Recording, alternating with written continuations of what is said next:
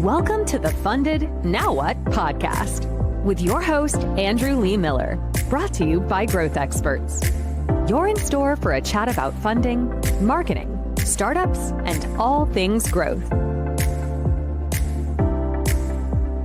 All right, everybody. Hello and welcome back to the Funded Now What podcast. I'm your host, Andrew Lee Miller, also known as Andrew Startups. And today I've got a great episode for you because I actually know this dude.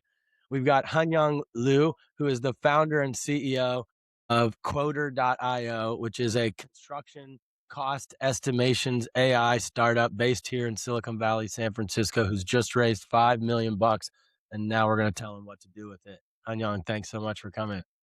Thank you for having me, Andrew. Yeah, my pleasure to be here. Absolutely.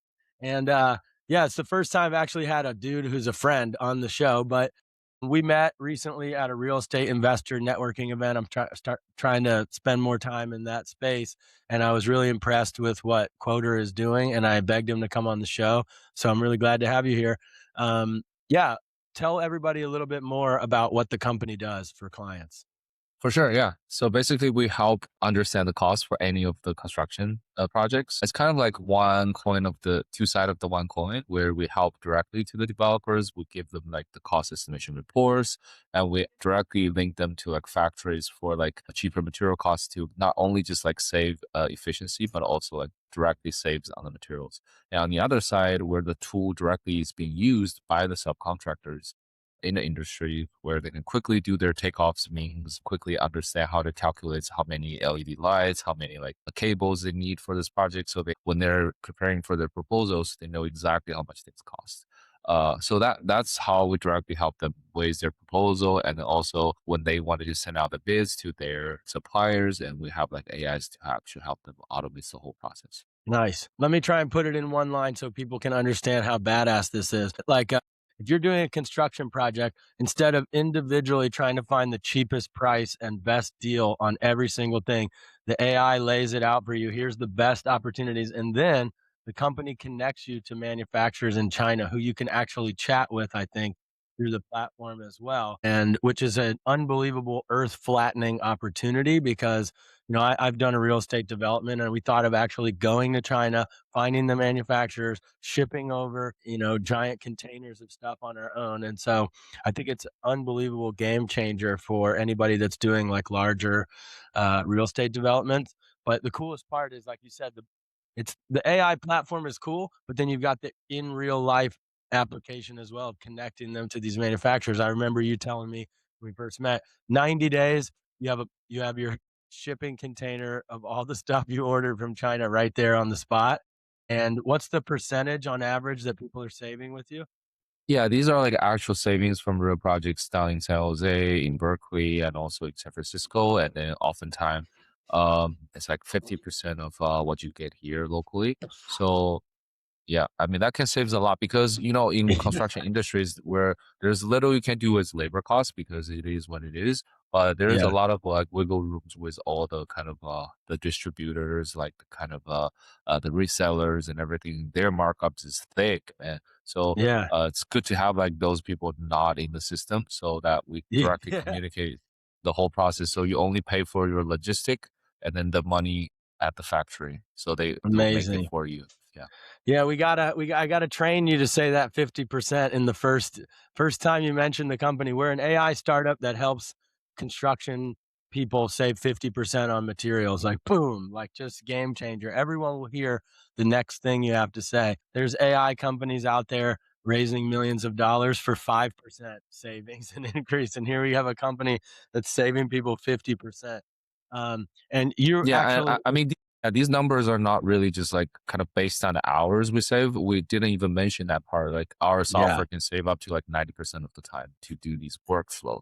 And then these numbers are like hard savings on the material itself. Yeah, I think when the description of the business is like cost estimation, then your main value prop is savings. But still, when you're working in an old school industry, you definitely want to mention the time savings. There are some people that don't care as much about saving money as they do saving time in their project. Like, you know, I mean, developers that are doing 10 projects a year. And if you can cut down, also, this is like the least fun part of the job. And so the time investment, just cutting that out with AI is absolutely super valuable. Awesome. Well, tell us about this $5 million round. Like, was this your first time raising funding? I mean, we were part of Berkeley Skydeck as they're our incubators. Our pre-seed round is through there, and then this is our seed round, which is led Yeah, by Llama Venture in San Jose. nice. They're very nice, and then being a great help ever since we got the funding. Yeah. Well, give us like some advice. There's a lot of founders listening to this podcast that haven't raised or haven't closed their round yet. What was one thing that you didn't expect, or one piece of advice you would give to founders who are out there trying to raise millions right now for their startup? Oh yeah, I think number one is you know what the investor really wants, right? Like step in their shoes. Story has to be sexy enough, big enough, and at the same time, there has to be like solid proof. Like when I mean solid proof, it doesn't have to be always gonna be like traction. If you're like in deep tech or something, you have like legit like actual kind of NSF like relationship, like stuff like that, can help. Like it's just like depends on what you are working on. Like things can be drastic differently. But Yeah, for us, it's like vertical like like a AI agent that is trying to replace a lot of SaaS. So the ARR is the number one key matrix that you wanted to ask all the time. And then if you can hit that goal, that would be perfectly ideal. And then I feel like the technology, like every week is so much different. You don't really right. need as much as the funding from before when you're not trying to scale, like where you just wanted to get the validation and also the product market fit. So I think that actually helps the founders quite a bit because even as we're speaking recently, we're the hiring roles we're getting with the money we raised, it's mostly on the marketing and sales where they can quickly kickstart because it's like a traditional industry. A lot of like the AI sales stuff might not still work in the sector yet, but I just think like for founders that haven't raised, just utilize all the tools out there. It's like much more efficient than previously where you need like 10 dudes to actually develop this for you. Now you just Yeah, need like two. yeah. That's awesome. And did you get pushback from investors that you weren't really in the construction space before, right? Like you're not a construction real estate guy before this company, were you? I'm actually an architect, so I do understand Okay. a lot about this industry. And then my co-founder is technical, and then so he's more in charge of the tech side of the things, and where I just kind of get our initial customers and have that relationship. Nice. I didn't know that. I apologize. I didn't know you had an architecture background, which is also That's all good. super disrupted by AI lately, I see as well. Hmm. So, okay. So you mentioned that you're hiring like marketing roles and stuff. The whole point of the podcast is funded now what? So what on the, every time we hang out, you're like super busy. You're like, we got a million clients and I know you're going to conferences and stuff, but what are the main marketing initiatives that you're investing in right now? I mean, we never did any marketing before. Everything was like through web intros and then through like actual outreach. So more sales driven. But Yeah. right now we're at the stage where the product is more mature that it is being utilized by like 26 different customers. Wow. And we do wanted to kind of do expansion and then kind of see like how this can naturally grow. So even on the software side, we're like modifying it. So it's like a kind of self-serve and then the focus would be more on the marketing to drive all the kind of the inbound thing. Yeah. So what kind of marketing stuff are you doing? I wanna try and find pockets of value of things that you might not have done yet that we can go over. Yeah, so a few things that we're like trying to achieve is right now our YouTube channel like campaign. I do see like a lot of redirects from like similar products or tutorials that natural growth to our system and the people finish the whole video, which is like a very good sign. So we kind of want to do our like test on that front. The same thing is like, our customer base does not hang out on LinkedIn. So that's less effective where a Mhm. lot of the like smaller real estate developers tends to go to Instagram and tends to go to like Facebook or like Reddit channels for a lot of the subcontractors. So that's where we want to just spend those channels in those social media. So that's on that front. And same thing is our SEO and GEO kind of embedded into our website because right now, like I said, there's nothing. So we're like building it from scratch. That's basically everything we had. And then the other stuff is kind of trying to build like local communities where we're kind of had like an intern that is just doing a lot of kind of about community engagement, commenting on other people's posts, and also trying to generate like educational content for the communities. Because in construction, it's a lot slower than a lot of the tech companies, like tech fields out there. So we have to be patient with our clients. Yeah. Okay.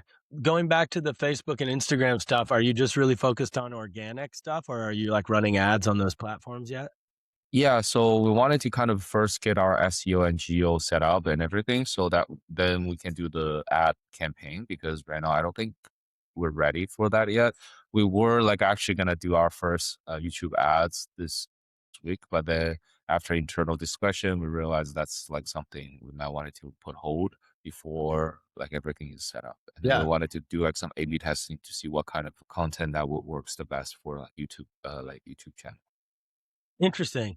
I don't hear that very often from founders, but I always say, when I'm like pitching a startup, you want to do the SEO and search marketing stuff before anything, even paid advertising, because you think of SEO as just focused on coming up on Google, but it's also making your website higher converting because it's faster, the right information's in the right places.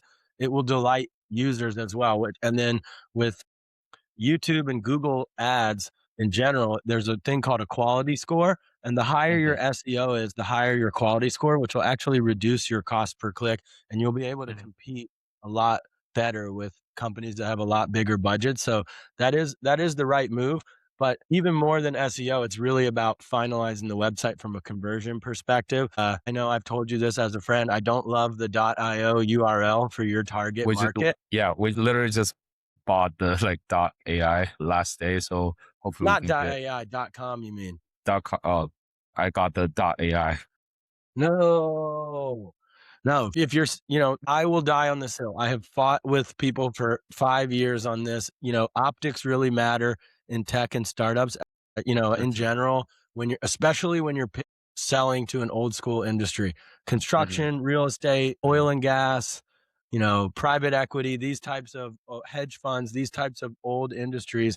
I mean, some of the investor related stuff, okay, we know tech, they get it, but real estate people don't care about AI as much, I yeah. think. Like, Yeah, they like don't.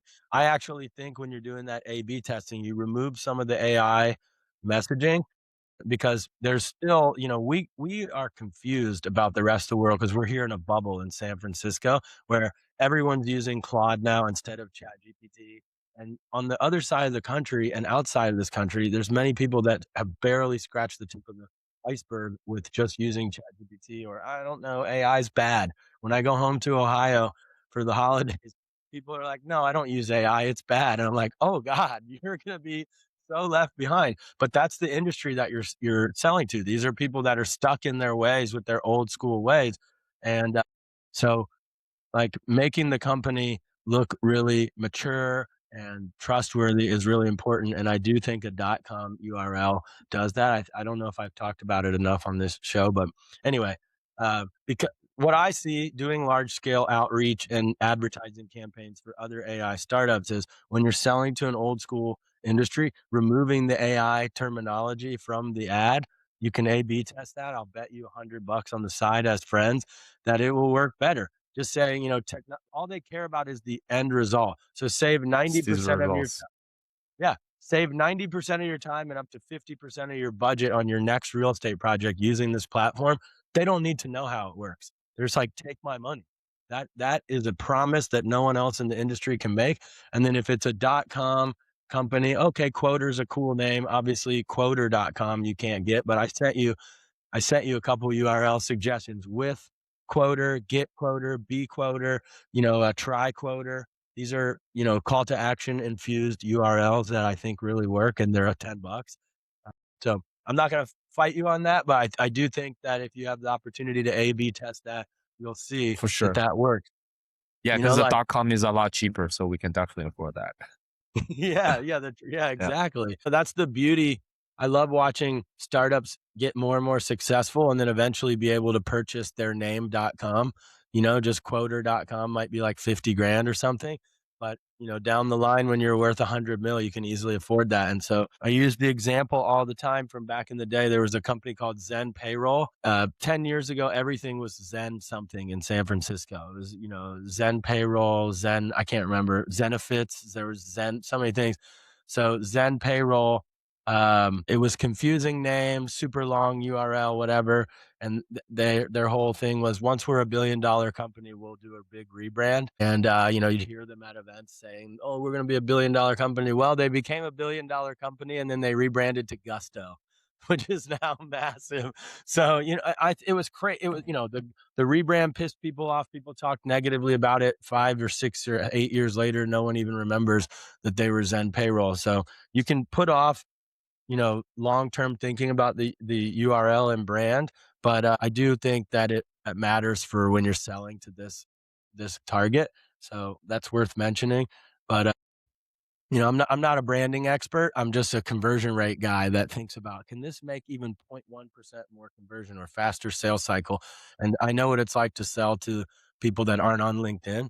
And those people don't want a AI company having access to all of their project data and stuff. And so you have to make it look like a more late stage technology company than an AI startup that Berkeley Skydeck just invested in, if that makes sense. So, but okay, so, and then you were mentioning that you wanted to get the SEO and GEO stuff ready. What in that front are you actually doing on the site? Like just creating new pages or what? Kind of so that's like tied to like first like embedding like keywords into like each of the pages, and also content making, and then kind of how they can be reconnected back to the main website. So a lot of content is the king, and also set up our own Wikipedia accounts, and that type of it's like a series of things we have to do to kind of because one thing we realize is like kind of shit is in my words, but No, you can cuss all you fucking want, dude. It's my oh, show. Say whatever you okay, want, homie. yeah, yeah. It's like you see like the on your keyboard, the R is right next to the E. Yeah. And everybody, when they search for quoter, a quote will just show up as like a typo of a quote. So we have to do a lot of efforts to really kind of bypass the quote, like QUOTE.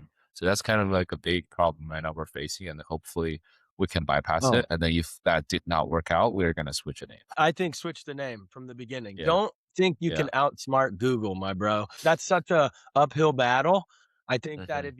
if you can rename with the ER and do withquoter.com, so with QUOTER, just so everybody knows, the company is QUOTR.io right now. What I'm suggesting is that's quite an uphill battle. Like if the name of your company is getting auto corrected by Google, you should rename the company, or do like what the founders of Gusto said many times at events. We'll fucking change Google when we're $1 billion company. Like, don't let me rain on your parade. But something like this will get acquired before then, probably. But at 100 anyway.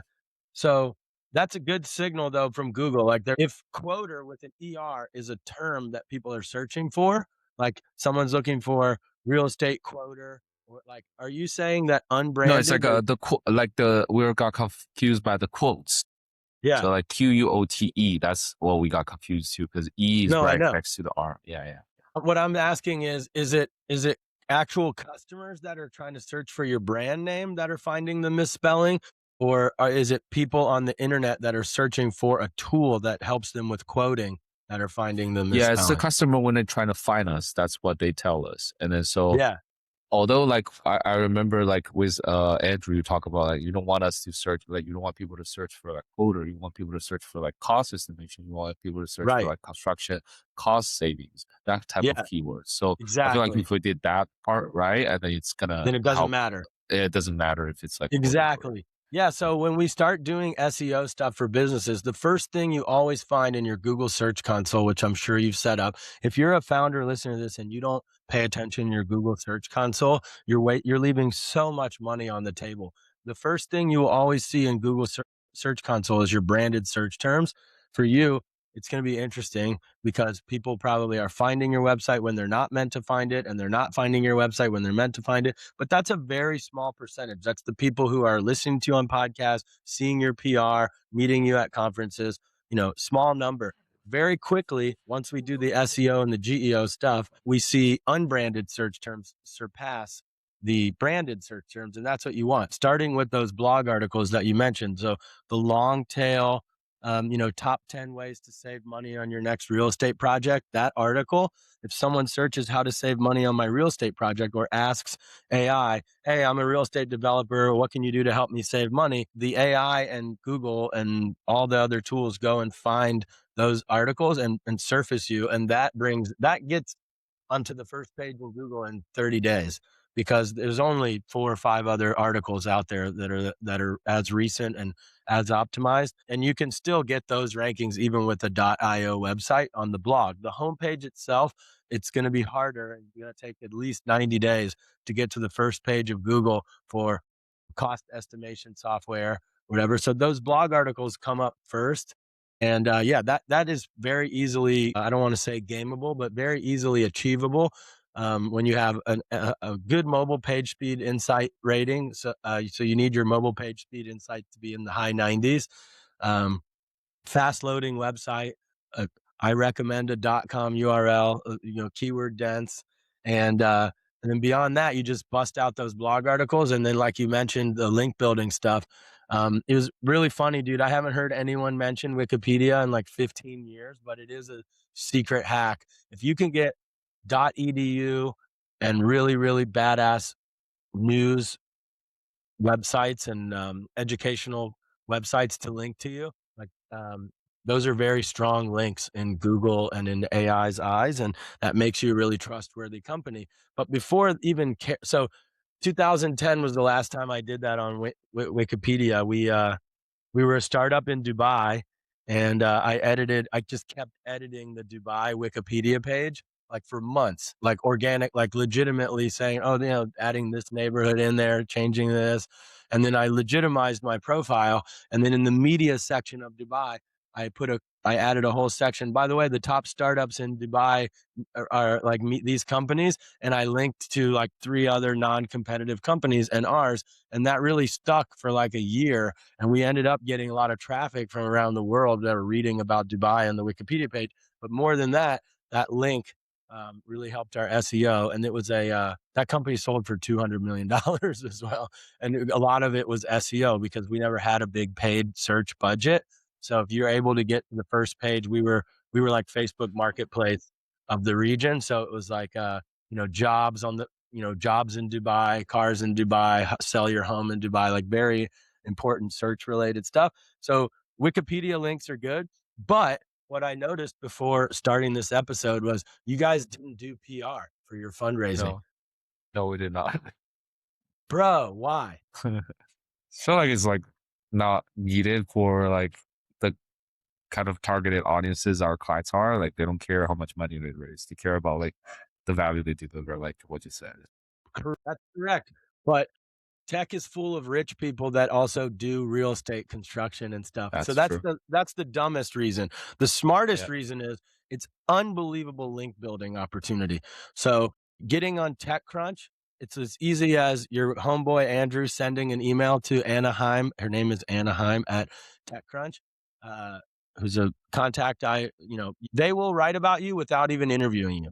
If you've raised $5 million, if you're listening to this podcast right now and you're a funded startup and you haven't done PR, go do it, because you're going to get 30, 40 really good links out of it, which will drastically expedite your SEO and GEO success. So that's one reason. The second thing is what we do is we get TechCrunch, and then we use that TechCrunch article to go get the niche media, niche, whatever you want to say, the construction, real estate media. It's harder when, hey, we're a tech company. Can you write about us?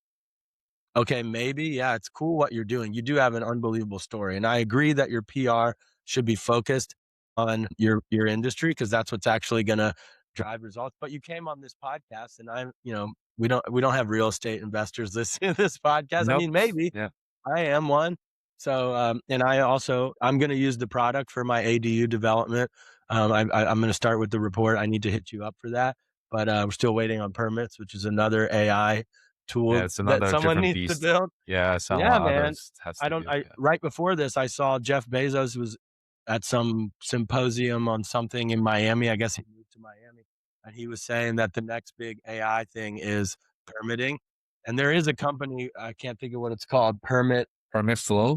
Permit Flow, that raised like 30 million to try and fix permitting. And my permit guy here in the Bay had a I think I introduced you to him at that event I met you at. We met up at the event too. Yeah. So he met with Permit Flow and was not impressed with their technology at all. So shout out to Permit Flow for not responding to. I invited them to be on the show too. But the PR is wildly valuable because you can use that tech media to go get the niche media. So that's the third reason why you need to do it. But really, it's the link building over anything else. But even still, getting that, it's just so easy. Like you just send out a press release that AI can write it for you. Hey, we just raised $5 million, and the links will be really good. Like you'll get, a lot of other smaller reporters will write the story about you after it goes in TechCrunch, or you can put the press release out on, there's a bunch of free sites where you can list your press release. You can also, monitor. You should have your team monitoring Help a Reporter, helpareporter.com, and sourceofsources.com, and Quoted, Q-O-T-E-D. These are 3 inbound PR websites where reporters write every day, hey, I'm looking to interview a construction startup or in the real estate space, or an AI startup in the real estate. There will be requests for PR. So that's how you get some targeted stuff. But it always starts. I mean, the hardest thing to do is raise millions of dollars, and you've done that. That is the hardest thing to do. It's harder than getting your first client. It's harder than going to your conference, finding targeted media. So I think it's like, 1 out of 1,000 startups raise $5 million or something even smaller than that, right? A lot of people fail before they even raise money. So that puts you in such a small group of tech companies that actually raise money that story alone is quite valuable. And TechCrunch and other places, they love to just tell fundraising stories. Business Insider is another one, very good link to build, and they'll give you a hyperlink, and it's a story all about your business. So I cannot say enough about how important that is to do, but I get your mindset, but you don't need to spend a lot of time on it. It's 5 emails. Hey, we want to give you this story. We just raised $5 million, but it also will help because what happens is when you reach out to a prospect, they go to Google. That's why I said on Google Search Console, the number one thing you see is people searching the name of the company early on, because outreach, ads, going to conferences, they go to search for you. That's why having a difficult to spell name is actually kind of shooting yourself in the foot in the beginning. Later, when like your name is Uber and everyone can find you because you own Google for the name of your business, then it pays off. But in the beginning, it makes it more of an uphill battle. But yeah, so when they're doing that searching and they're looking for what the fuck is Quoter, and they see, oh, wow, they've raised money. Oh, wow, TechCrunch, Business Insider, these legitimate websites, it adds a subconscious layer of verification, the same as a .com. Yes, they don't care about how much you've raised, but it still says 5 million on it. Like the word million is like, oh, this is not a little idea that some dude named Hanyang built in his garage and he's trying to sell me a illegitimate thing. It's all about validating the company when you're doing outreach. And to this target, they're getting pitched by other AI tools. They're hearing about stuff, but nobody has the pitch of saving them 50% and 90% of their time.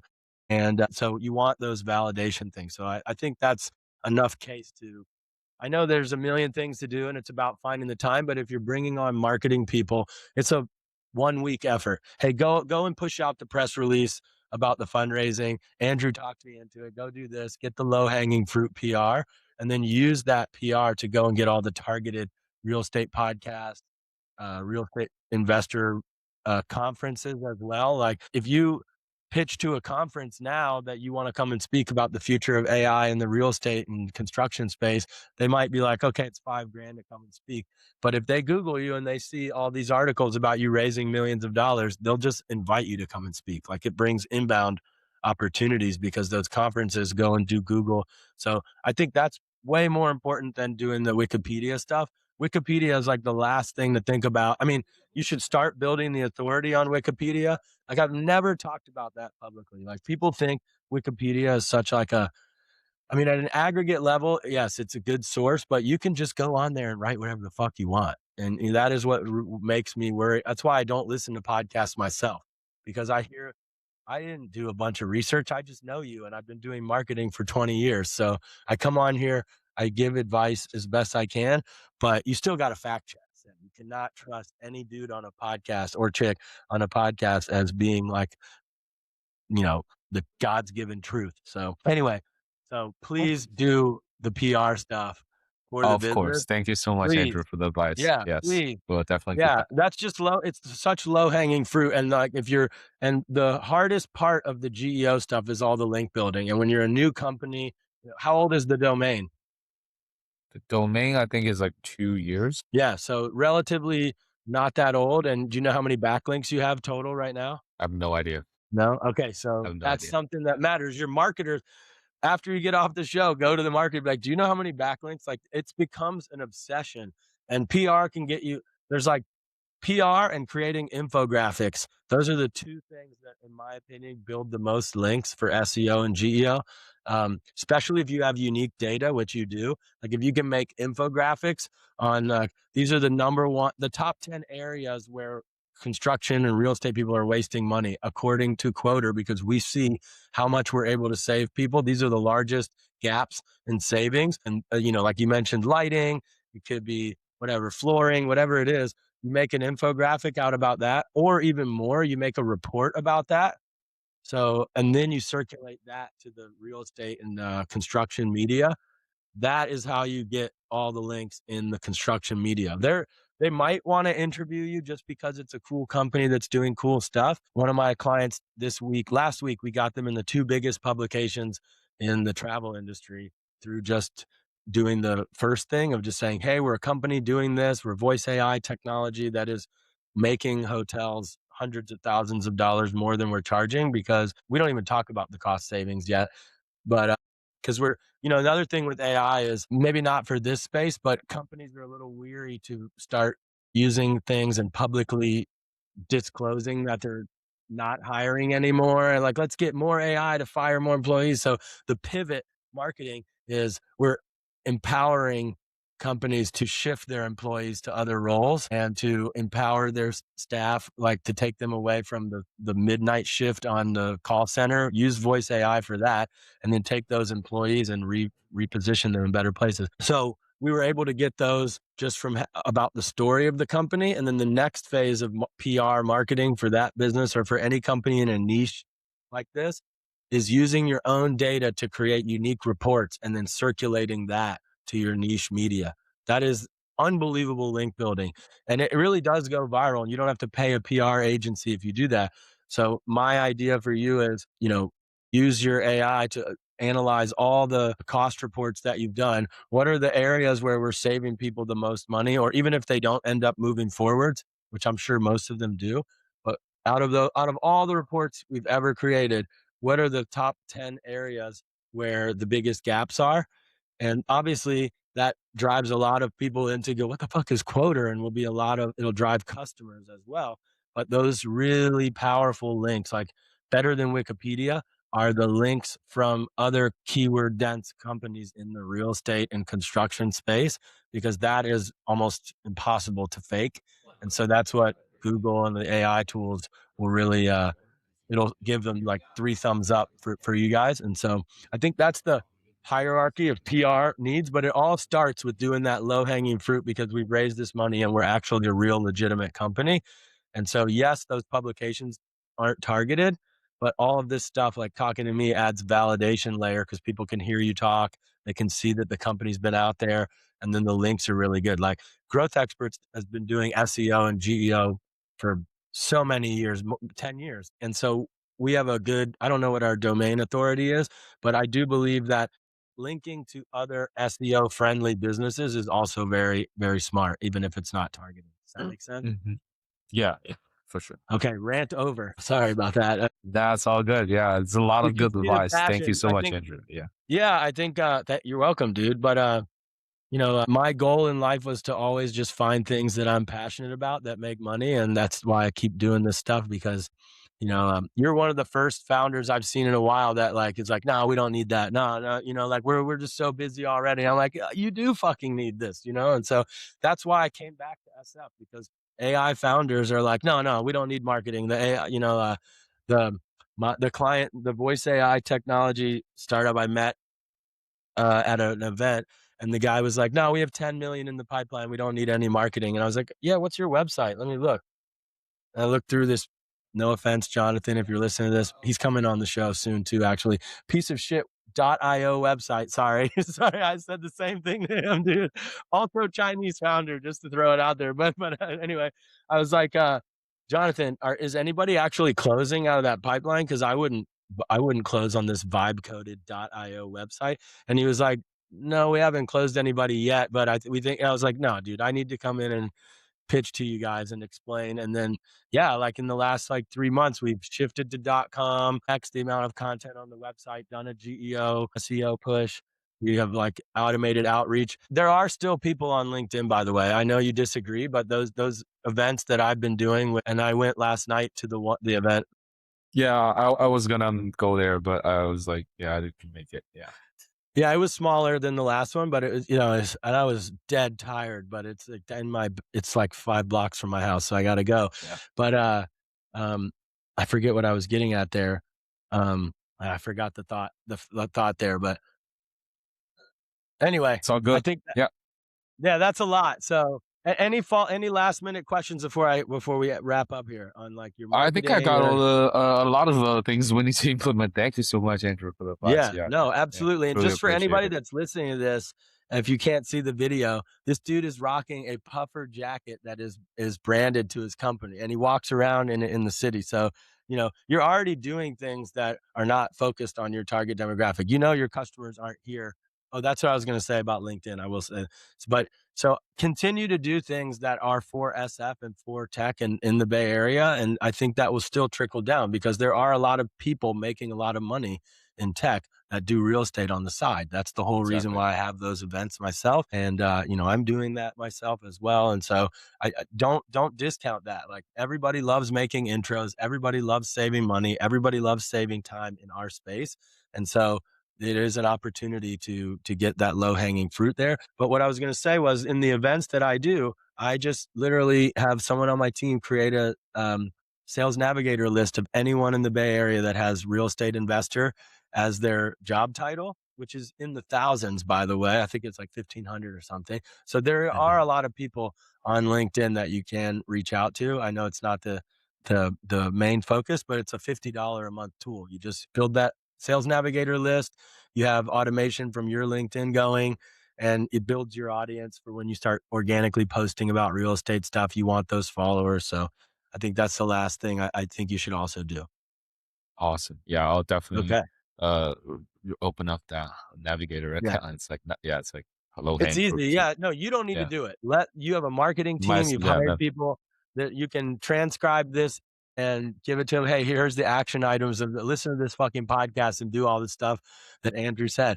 That is the beauty of getting out of the trenches pre-funding. I mean, post-funding, the beauty is you don't have to do everything as a founder yourself anymore. You know what I mean? You've already made it. So props to you. And I'm excited to use the product and save 50%. I mean, my last quote from Bennett, who I introduced you to, for my basement was $300K. So you already told me that was decently cheap, but I think we can beat that. I think on the material side, we can try to beat it. Let's see how. Nice. The cost, I'm good. I speak fluent Spanish. I'm going direct to the source. That's the way to do it. All right. Thank you so much, Andrew. Yeah, absolutely. Right. Thank you so much. Appreciate you for being here. Yeah. That has been another episode of the Funded Now What podcast with your host, Andrew Lee Miller, brought to you by GrowthExpertz. If you liked this episode, please subscribe. And if you really liked it, please share with other founders and entrepreneurs. Thanks. And we'll see you in the next episode.